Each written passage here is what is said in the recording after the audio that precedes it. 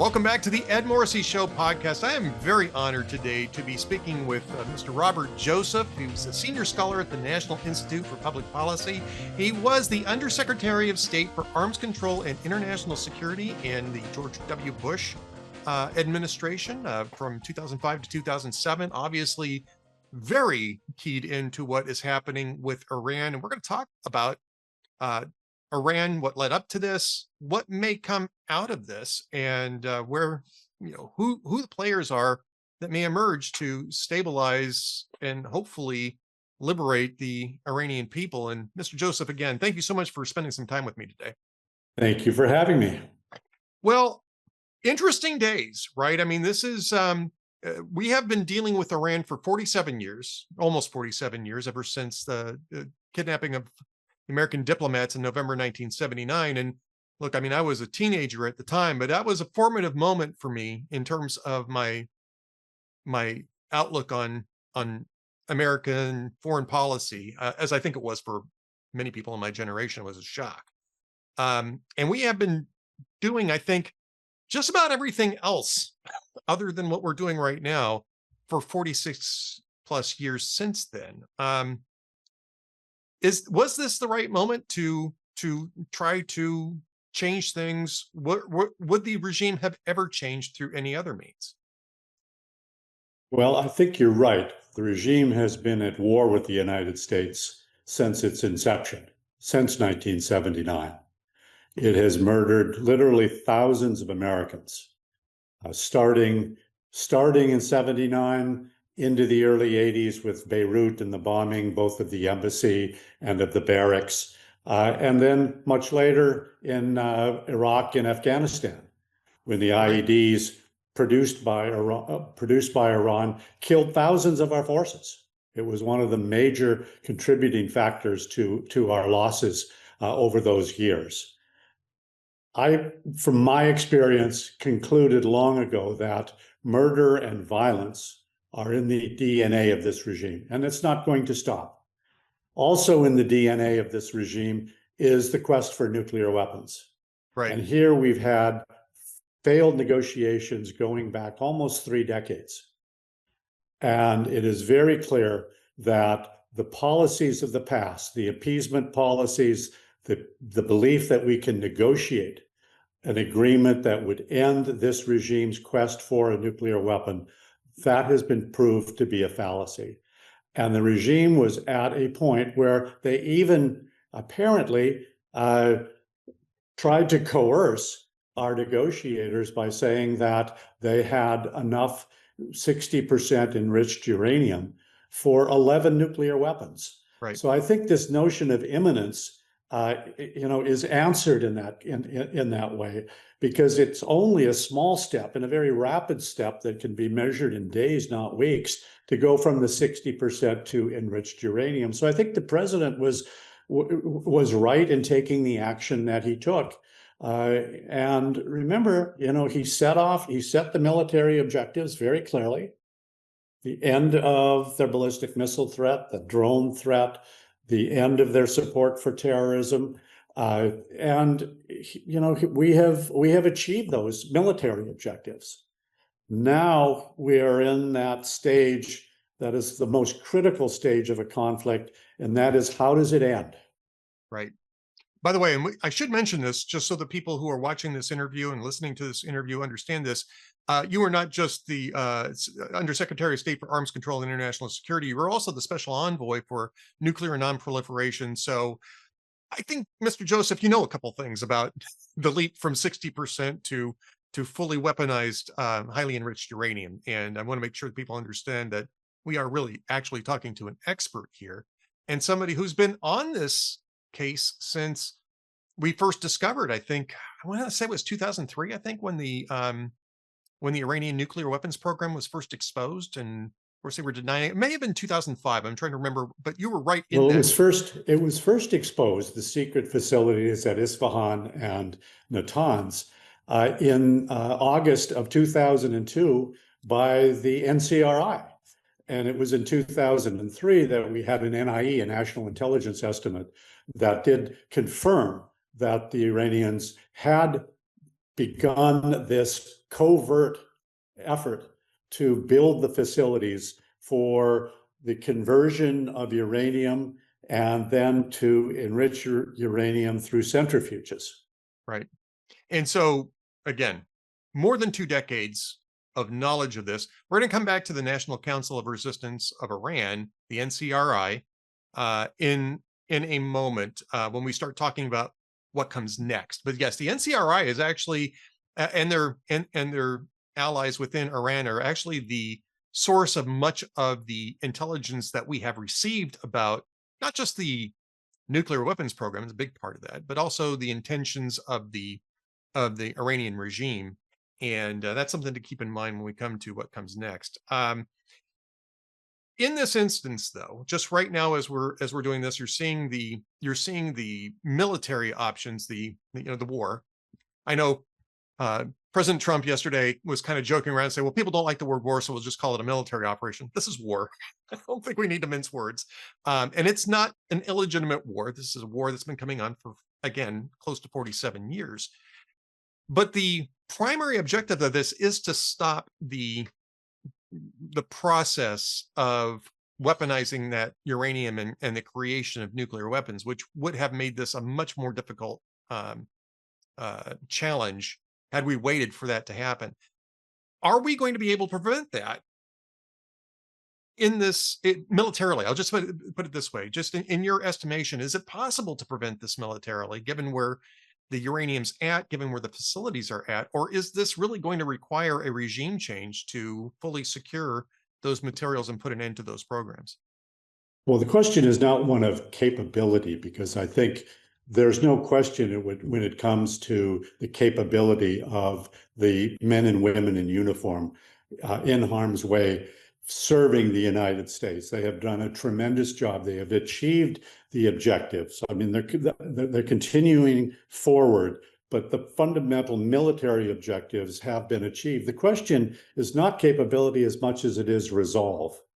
And when the president laid out his military objectives, when we first began the conflict now some 4 weeks ago, right, he also raised the prospect of the need for regime change. Regime change not with American boots on the ground. That's not the formula. right. But regime change by the Iranian people for the Iranian people. This is their country. This is their responsibility. Now, by going after the leadership, by going after the centers of power, whether it's IRGC or MOIS or the Basij and others, we have, I think, provided the best circumstances for the Iranian people to rise up. The Iranian people, as you know, have risen up in the past, including in this past January, right, when tens of thousands turned out in the street. Over 30,000 were reportedly murdered by the regime. But that was not the first time, and it's not going to be the last time. The vast majority of the Iranian people, the estimates are up to 80%, despise this regime. And for good reason.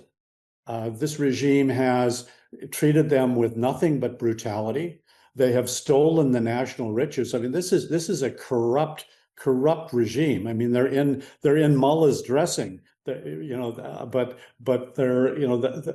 siphoning off the riches, the natural resources of the Iranian people, and the Iranian people have had enough. And I think they will rise up. But the question is, can the regime hold on long enough? Yes. Before the president decides to move on, declares victory and decides to move on, and before the Iranian people rise up. Because if they can do that, they won. If we leave the job and we leave the regime in place, or the remnants of the regime, I think we lose. And that's the future in which we will face an Iran with a nuclear weapon. Yeah, Mr. Joseph, I think that's exactly correct. And I think what's interesting is that the other Gulf states now are pretty much coming to that same conclusion. After being attacked by Iran with ballistic missiles and drones, which Iran was attempting to, it was a strategy from Iran to get the other neighboring states to pressure the US and Israel into backing off. That backfired. It has actually almost brought Saudi Arabia into the war directly. The UAE is talking about that as well. The Saudis are really the power there. And it looks like they are insisting to us that, okay, you've opened this Pandora's box. We may not have been on board with doing that, but now that you've done that, you have to finish the job. Now, I think Trump's inclined to do that anyway, but of course, domestic political pressures will make this difficult in a way.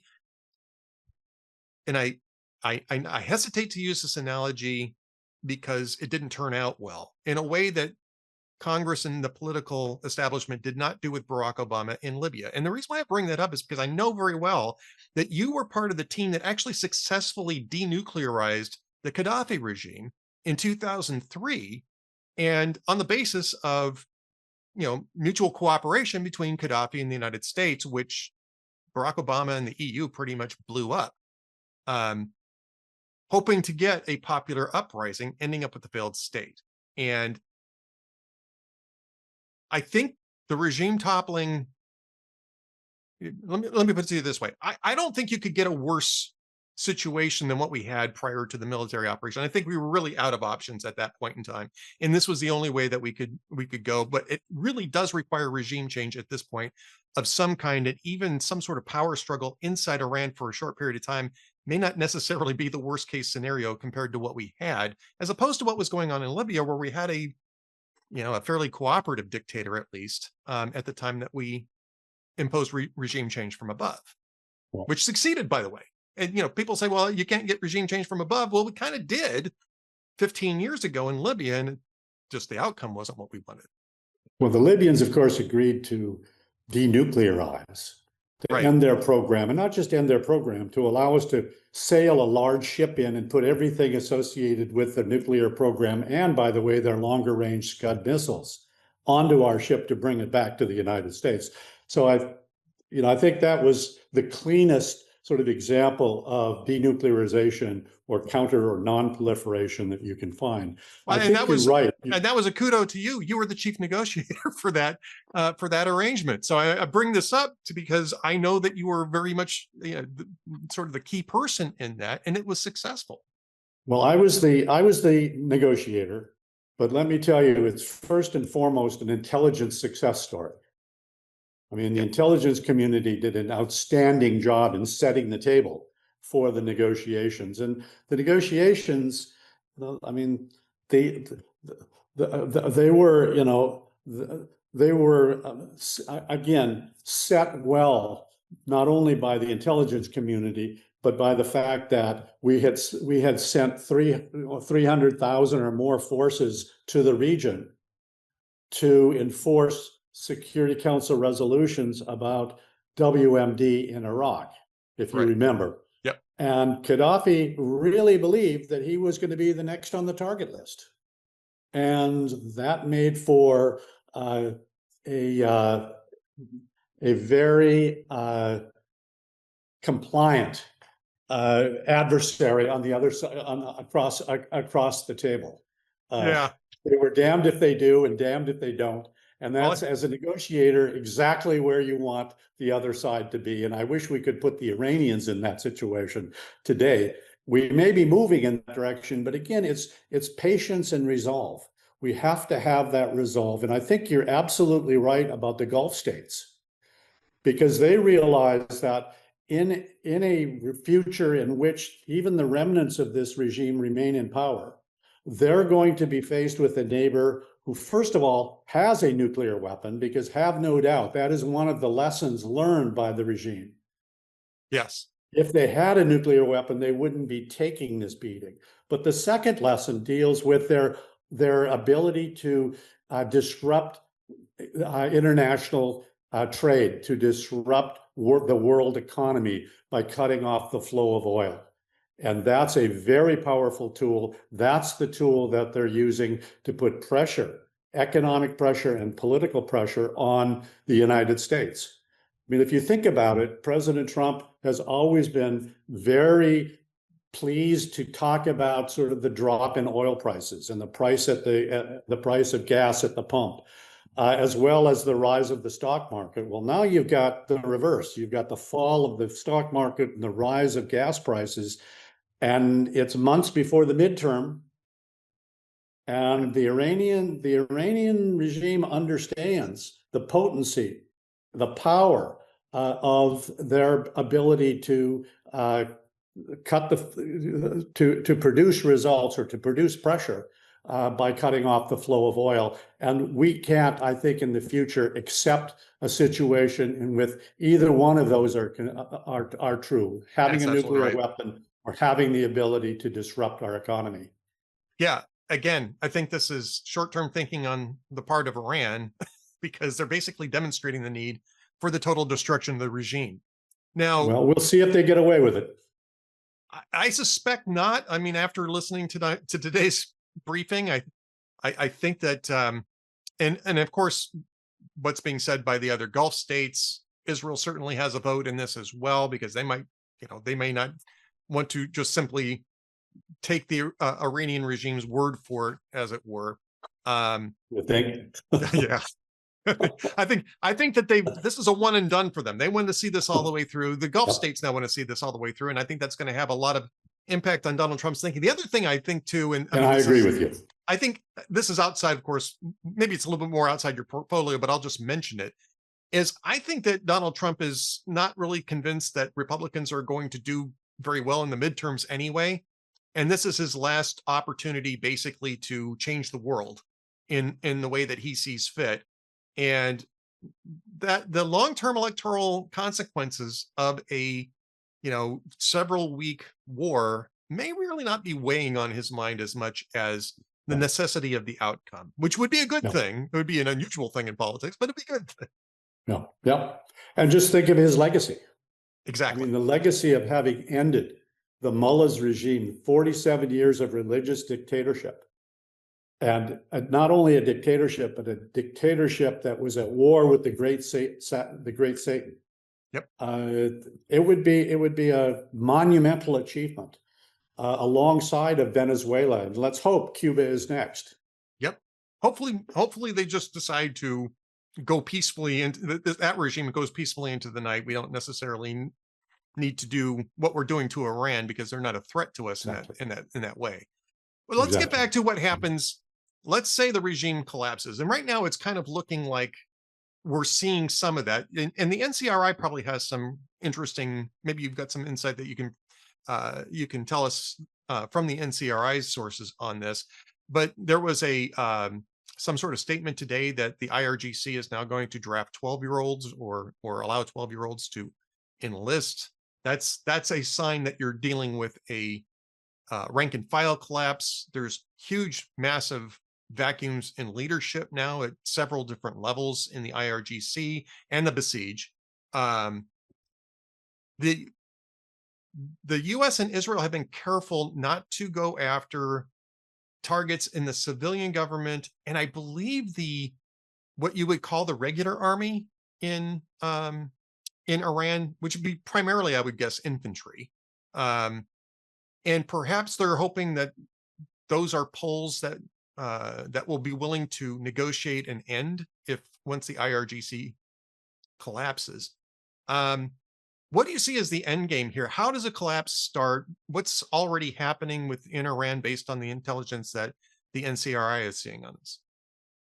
Well, first of all, I would say that my reading of history, perhaps like yours, is that revolutions are very messy things. Yep. And they don't unfold in a single direction or a predictable manner. What I see currently in Iran on the ground is a regime that has never been more desperate, never been more weak, but still capable of lashing out, particularly against its own population. Right. I mean, the murder of execution, if you will, of the young wrestler and two other young men last week. Right. That is a warning to the rest of the Iranian population. If you protest, if you demonstrate, if you come out in any form and work against the regime, you will be killed. And I understand from NCRI sources and from other sources that there are thousands of Iranians that are being arrested. You know they're being tortured, and many are going to be executed because that is, as I said, in the DNA of the regime. Right.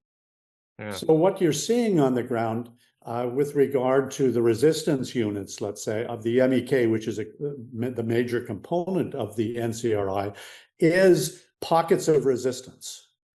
And what we need to do is see the people of Iran turn out in force as they did previously.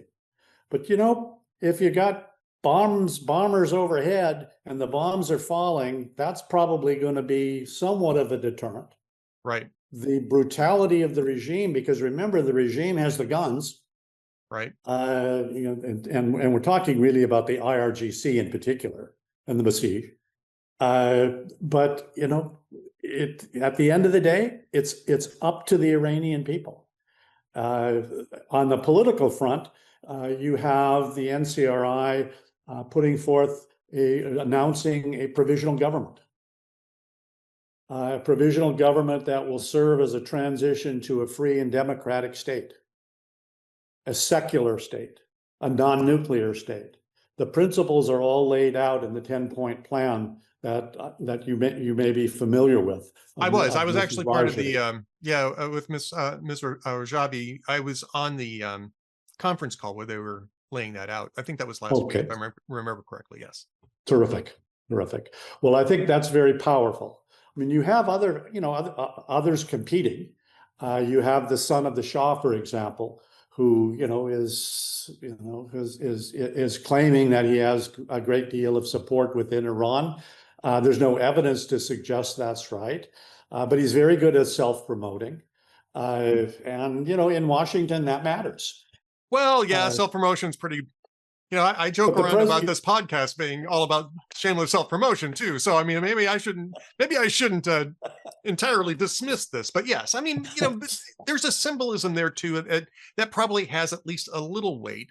So the NCRI, I tend to think that the target of the previous popular revolt probably isn't the greatest way to bring in the next popular revolt, but which is what happened in early 1979. There's a reason why there was a revolt. Yeah, it's a wonder to me that you would reestablish, the corrupt and brutal, monarchy that the '79 revolution overthrew. I mean, remember, this was about overthrowing, the Shah, the father of the son of the Shah, who is today proclaiming that he is the natural leader. But at the end of the day, President Trump has taken the measure of the man. He says he may be a nice man, but we need somebody that has the support within Iran. Well, let's talk about that. And let's talk about the NCRI and the MEK, because I mean, most of us are probably not going to be very, very familiar with this. I'm a little familiar with it, but I'm certainly not an expert in these sorts of things. Apart from the Pahlavis, there are other factions, I guess you can say, that are competing for that. We can talk a little bit about that, and maybe talk a little bit about the opportunities for at least some of these different groups to work together to help create an alternative or move people on the ground. But the NCRI with the MEK on the ground already certainly has a fairly substantial spot in that field. Yes, and I would think that once the regime implodes, and I think that's the right word, I think that's the best description, it will implode. If we stay the course, okay, which I'm optimistic like you that the president is going to do the right thing. But I think the NCRI MEK is clearly at the table, maybe at the head of the table, but there are others as well.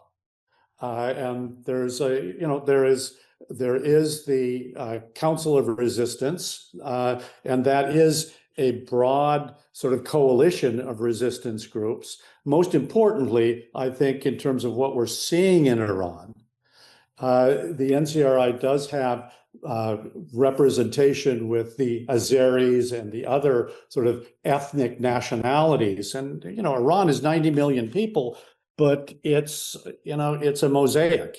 It is. It's diverse. of ethnicities, and that's important. And it's important to be able to work with those. The son of the Shah has declared them to be separatists and has asked the IRGC, if you can imagine, the IRGC to put them down.